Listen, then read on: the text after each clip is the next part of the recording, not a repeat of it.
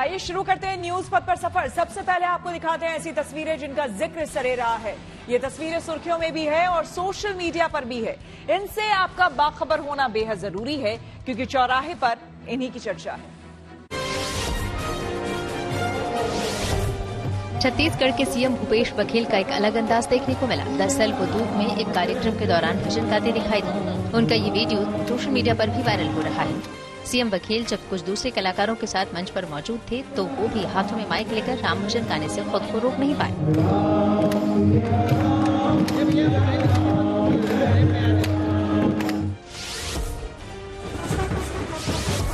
राजस्थान के करौली में कलश यात्रा निकाली गई। इस दौरान वहां भागवत कथा ज्ञान यज्ञ का शुभारंभ भी हुआ। इस कलश यात्रा में 1100 महिलाएं सिर पर कलश लेकर पूरे शहर में निकली। इससे शहर का नजारा बेहद खास और भक्तिमय हो गया। वहां गंगा मैया के जयकारे भी लगाए गए। वहीं कुछ श्रद्धालु भजनों पर थिरकते भी नजर आए।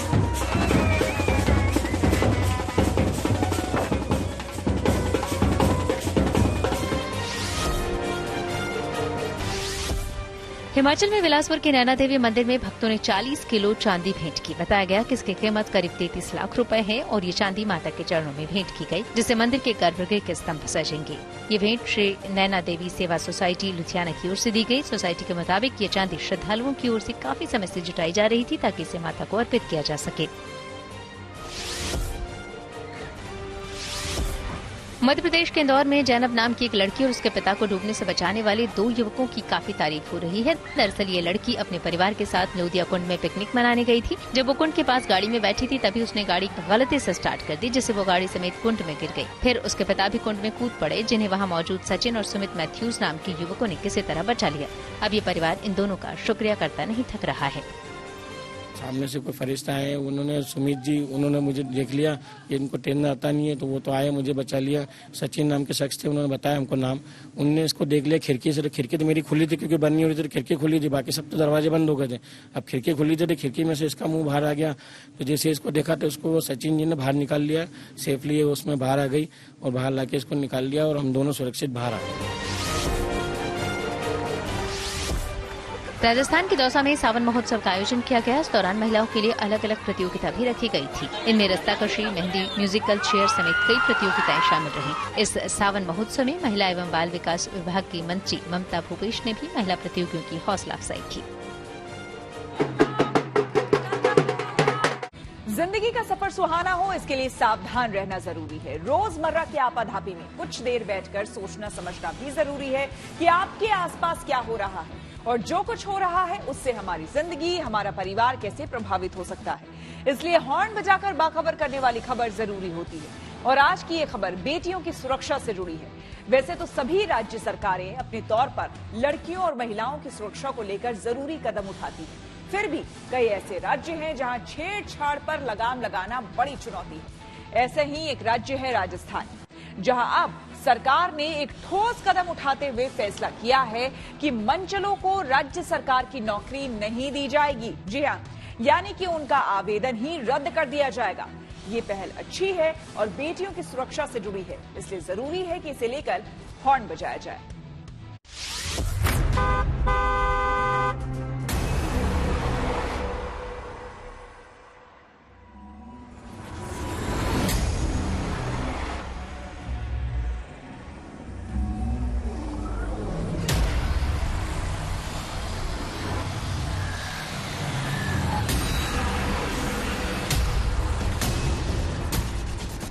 स्कूल, कॉलेज या कोचिंग के सामने या फिर किसी पार्क या सार्वजनिक जगहों पर जब मंचलों पर कार्रवाई शुरू हुई,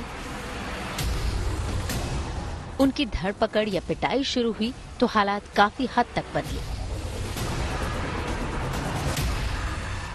ये तस्वीरें यूपी की हैं, जहां योगी सरकार ने 2017 में एंटी रोमियो मुहिम की शुरुआत की थी। पिछले करीब 6 वर्षों में हजारों की तादाद में छेड़छाड़ के मामले दर्ज हुए और मंचलों को हिरासत में लिया गया। यकीनन एंटी रोमियो स्क्वाड पर कई बार ज्यादती के भी आरोप लगे, लेकिन मोटे तौर पर एक मैसेज गया कि लड़कियों की सुरक्षा को लेकर सरकार सख्त है। अब राजस्थान में भी सरकार ने एक ठोस कदम उठाया है और साफ कर दिया है कि छेड़छाड़ करने वालों को राज्य में सरकारी नौकरी नहीं मिलेगी। राजस्थान हो या देश का कोई भी राज्य, बेटियों की सुरक्षा एक बड़ा मसला है। इसलिए जरूरी है कि इसे लेकर हॉर्न बजाया जाए। पहले आपको राजस्थान सरकार के उस फैसले के बारे में बताते हैं जो मंचलों पर लगाम लगाने में कारगर साबित हो सकता है। इसके मुताबिक मंचलों का रिकॉर्ड रखा जाएगा और उनके कैरेक्टर सर्टिफिकेट में इसका उल्लेख किया जाएगा। ऐसे लोगों के नाम आरपीएससी और कर्मचारी चयन बोर्ड को भेजे जाएंगे।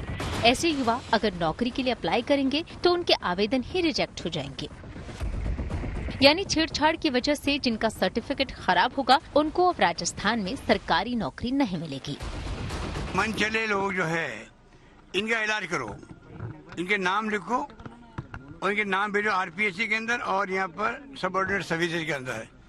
इन मन चले लोग जो घर की बहन बेटी आती है पढ़ने के लिए, उन्हें बदतमीजी करते हैं, छेड़छाड़ करते हैं, बर्दाश्त हम नहीं करेंगे।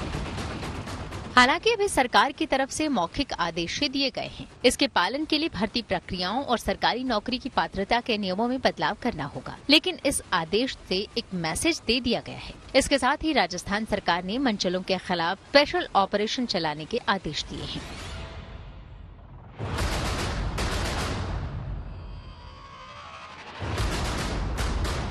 स्कूल, कॉलेजों और बाजारों में मंचलों पर निगरानी के लिए सिविल ड्रेस में पुलिसकर्मियों को लगाया जाएगा। जहां शिकायतें ज्यादा हैं, वहां खास निगरानी रखी जाएगी। खासकर स्कूल, कॉलेज और बाजार में किसी खास जगह पर निगरानी बढ़ाई जाएगी।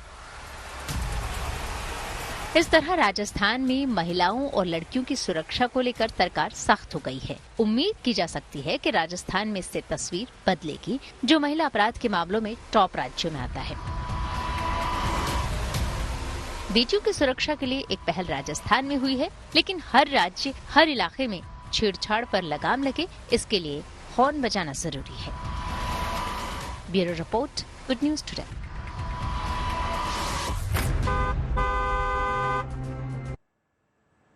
अगर महिलाओं के खिलाफ होने वाले अपराध का आंकड़ा देखें तो राजस्थान की तस्वीर चिंताजनक है। 2021 के आंकड़े के मुताबिक सबसे ज्यादा केस यानी कि करीब 56,000 केस उत्तर प्रदेश में दर्ज हुए हैं, तो राजस्थान में करीब 40,000 मामले दर्ज हुए हैं।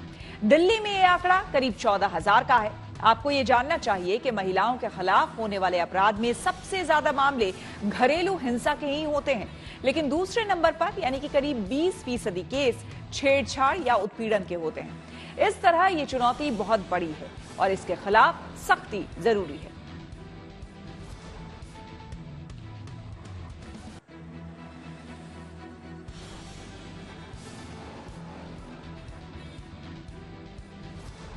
राहुल गांधी जल्द फिर निकालेंगे भारत जोड़ो यात्रा। ये सीधे आपको लिए चलते हैं न्यूज एक्सप्रेस पर, जहां देश से जुड़ी कुछ और जरूरी खबरें कर रही हैं आपका इंतजार।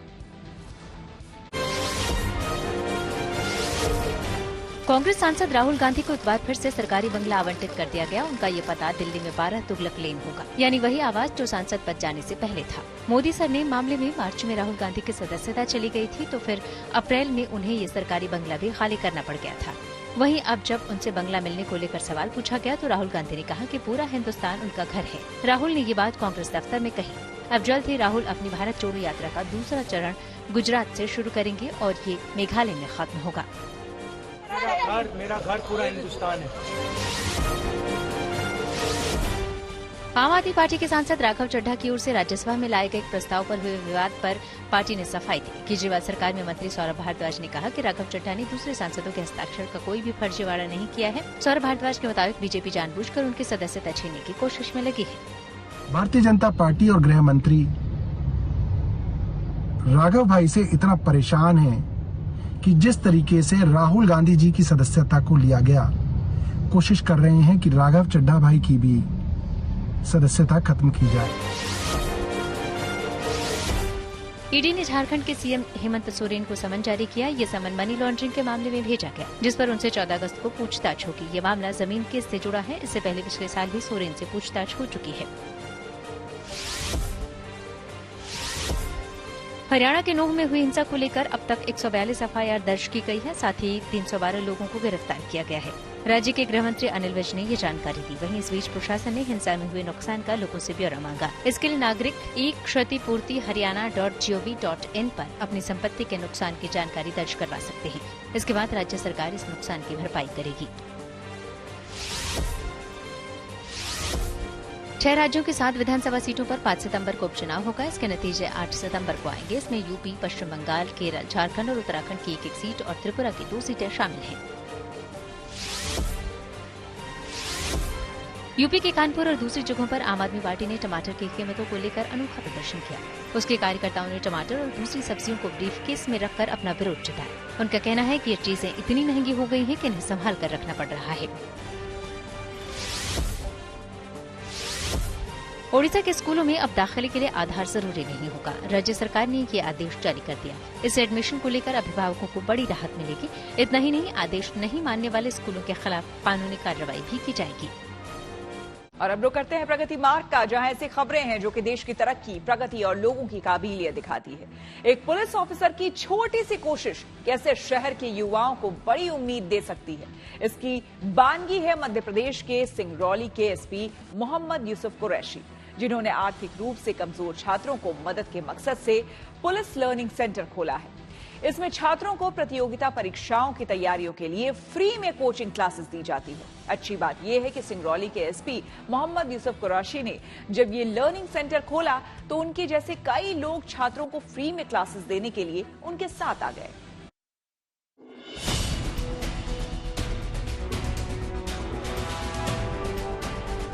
मध्य प्रदेश के सिंगरौली में लगा ये साइन बोर्ड यहाँ के सैकड़ों युवाओं के लिए उम्मीद लेकर आया है, खासकर उन छात्रों के लिए जो आर्थिक रूप से कमजोर हैं और प्रतियोगिता परीक्षाओं की तैयारियों में लगे हैं। ये पुलिस लर्निंग सेंटर ऐसे छात्रों को न सिर्फ फ्री में कोचिंग क्लासेस देता है, बल्कि इनके लिए यहाँ लाइब्रेरी का भी इंतजाम है, ताकि जो छात्र महंगी किताबें नहीं खरीद सकते या फिर खाली वक्त में यहाँ आकर पढ़ना चाहें, उन्हें ये सुविधा मिल सके। और ये पहल की है सिंगरौली के एसपी मोहम्मद यूसुफ कुरैशी ने। लगभग 15 से 20 शिक्षकों की टीम जो हमने तैयार की है, जिसमें फिजिकल ट्रेनिंग भी कराते हैं। इसके अलावा वेरियस जो सब्जेक्ट्स हैं, उन सब्जेक्ट्स के एक्सपर्ट्स यहाँ के पढ़ाते हैं।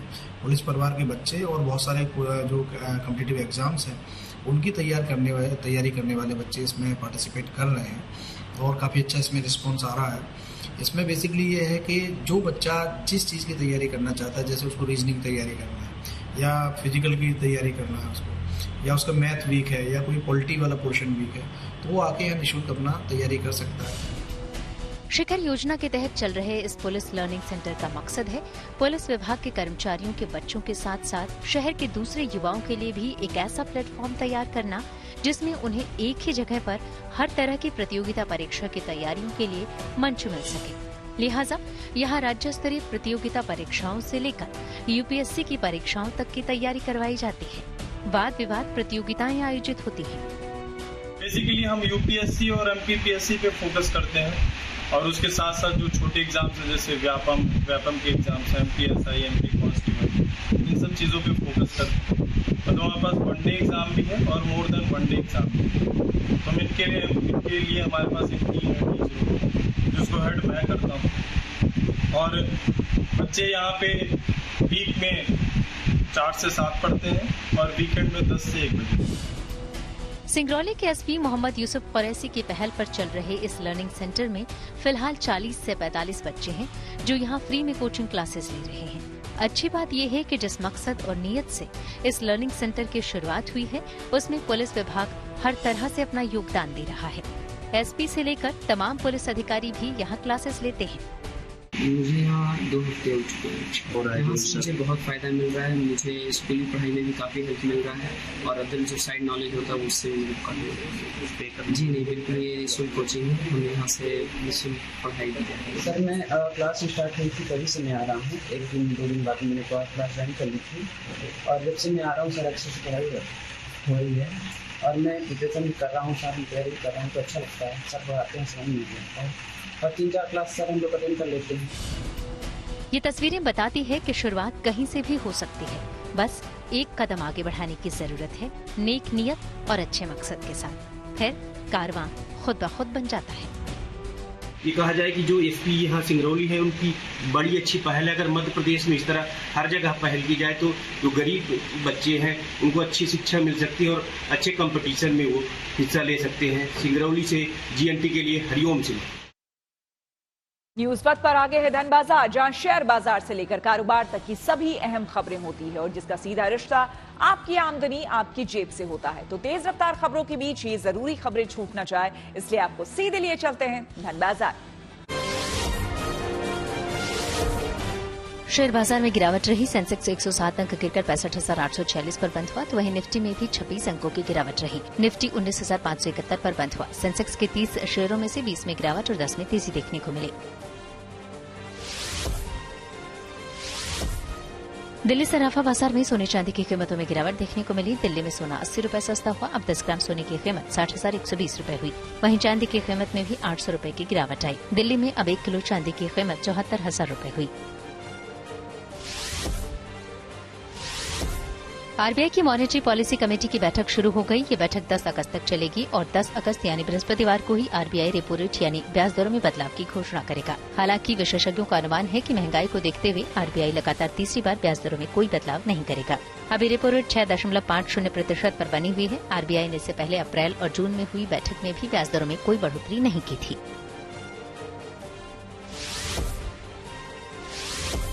होंडा मोटरसाइकिल ने अपनी नई होंडा मोटरसाइकिल SP 160 को भारत में लॉन्च कर दिया। इसकी एक्स शोरूम कीमत 1,17,000 रुपए है। होंडा की इस स्पोर्टी लुक वाली बाइक में स्पीडोमीटर और ऑडोमीटर के साथ fully digital LCD instrument display दिया गया है, जिसमें clock, service due indicator, gear position indicator, side stand indicator, fuel gauge, mileage और फ्यूल गेज जैसी डिटेल्स देखी जा सकती है।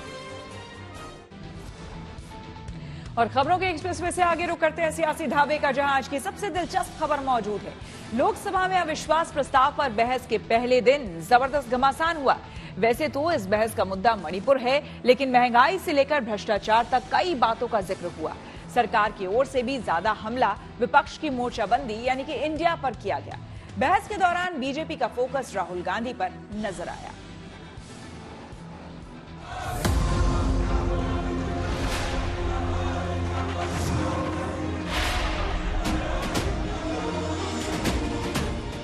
हम तो राहुल गांधी जी के भाषण सुनने के लिए हम उत्सुक है सर सुबह जहां तक मैं जानता हूं। ऐसा तो शायद पहले कभी नहीं हुआ कि सरकार के खिलाफ अविश्वास प्रस्ताव पर बहस शुरू होने वाली हो और सरकार के मंत्री विपक्ष के नेता का भाषण सुनने के लिए उत्सुक हो। उत्सुक है सर, हम उत्सुक है राहुल गांधी का।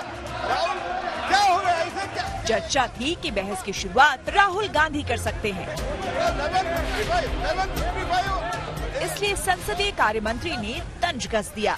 सर सुबह जहां तक मैं जानता हूं, सुबह आपके ऑफिस में एक चिट्ठी आया था सेक्रेटरी जनरल के ऑफिस में, श्री राहुल गांधी जी गौरव गोगोई स्थान पर बोल रहे हैं। क्या हुआ सर? हम तो राहुल गांधी जी के भाषण सुनने के लिए हम उत्सुक है सर। क्या हम बताएं कि प्रधानमंत्री मोदी जी ने आपके दफ्तर के अंदर क्या क्या बातें की हैं? हम नहीं कहते।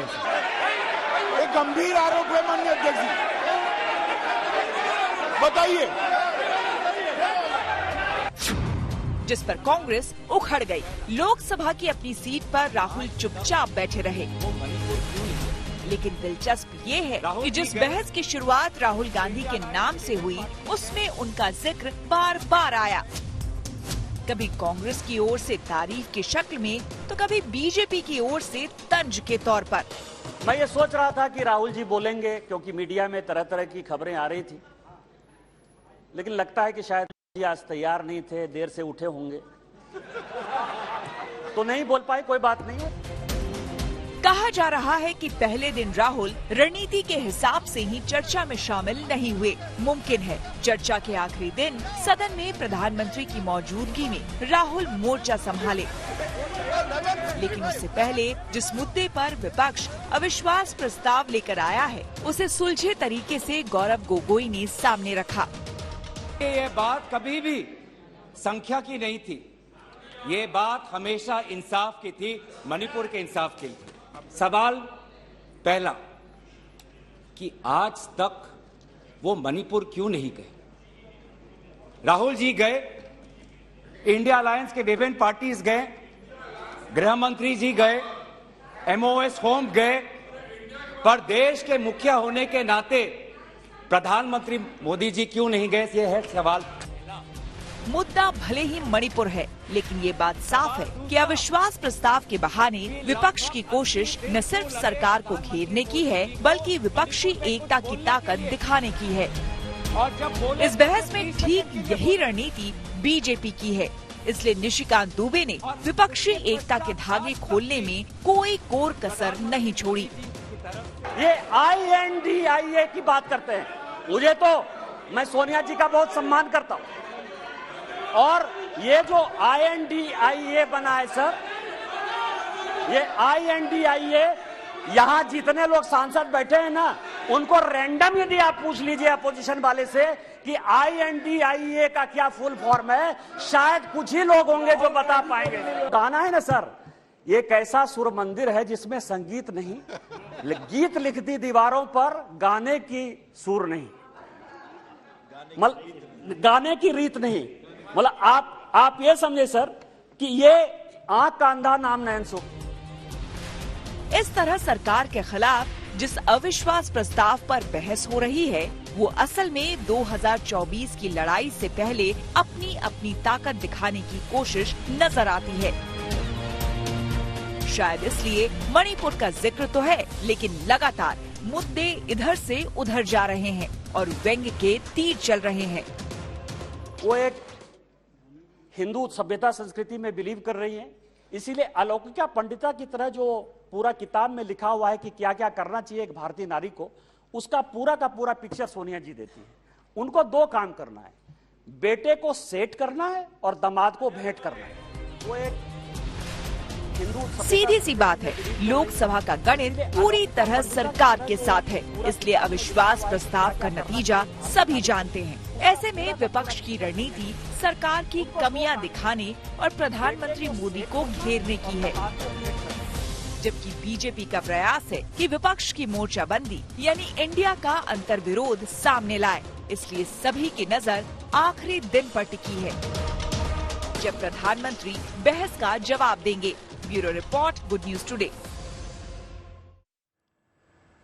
और अविश्वास प्रस्ताव पर बहस के दौरान एक मजेदार बात हुई।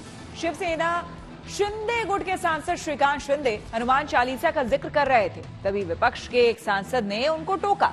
इस पर श्रीकांत शिंदे ने सदन में ही हनुमान चालीसा का पाठ शुरू कर दिया। आप भी देखिए। आज हनुमान चालीसा भी पढ़ने पर जो है महाराष्ट्र में निशिकांत जी रोक थी। जो हनुमान चालीसा, मुझे पूरी हनुमान चालीसा आती है। जय हनुमान ज्ञान गुण सागर, जय कपिसत जो लोक जागर, रामदूत अतुलित बलधामा, अंजनी पुत्र पवन सुतनामा, महावीर विक्रम बजरंगी, कुमति निवार सुमति के संगी, कंचन वरण विराज सुबेसा, गानन कुंडल कुंचित केसा, हाथ वज्रो भुजाऊ राजे, कांध मूज जनेऊ साजे, कंठ शंकर सुवन केसरी नंदन, तेज प्रताप महाजगवंदन, विद्यावान गुणी अति चातुर, राम काज करे को आतुर। इलॉन मस्क की कंपनी एक्स यूजर्स के लिए लाएगी नया फीचर। टेक्नोलॉजी से जुड़ी ऐसी ही हर एक जरूरी खबर को जानने समझने के लिए आइए आपको सीधे लिए चलते हैं डिजिटल गली।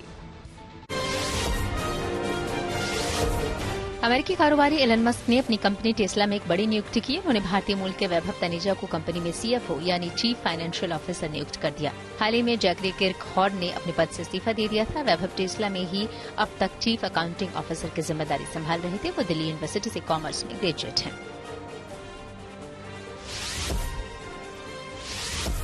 चीन में साइबर सिक्योरिटी को ध्यान में रखते हुए टेक्नोलॉजी से जुड़े नियम सख्त किए जाएंगे। इसमें फेशियल रिकॉग्निशन भी शामिल है। हालांकि अब इन नियमों के तहत व्यक्ति की मंजूरी भी जरूरी होगी।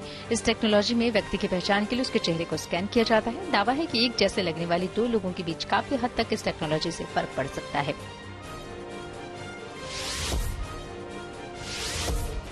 एलन मस्क की कंपनी एक्स अपने यूजर्स के लिए एक नया फीचर लाएगी। इसके जरिए लोग अपने प्रोफाइल पर अलग अलग पोस्ट को कैटेगरी के हिसाब से छांट सकेंगे, जैसे वो पोस्ट जो सबसे ज्यादा लाइक की गई है या फिर वो पोस्ट जो सबसे ज्यादा बार देखी गई हो।